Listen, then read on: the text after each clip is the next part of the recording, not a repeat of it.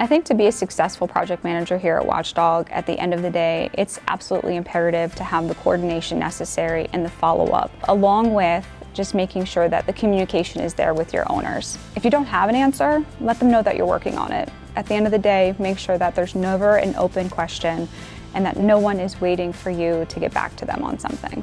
I think the other key thing to a successful project manager is knowing your audience. Coming into a brand new client, you really have to take the time and put your listening hat on, if you will, and make sure that you're understanding and hearing what the objectives are for the client. They're going to differ from client to client to client. So one, you might walk in and you might be meeting a new owner, listening to them, understanding what they need, and repeating it back to them to make sure that you actually have comprehended that.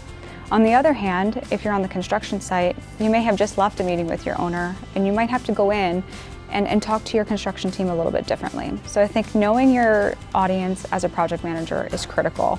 Putting on your corporate face when you need to, when you're sitting with a leadership team, when you're sitting at the table with your board members, is a little bit different than the face that you're going to have when you're sitting with your construction team out in the field. You need to be the powerhouse and make sure that your construction team is executing the project on the behalf of your owner. You're an extension of any of our owners' teams.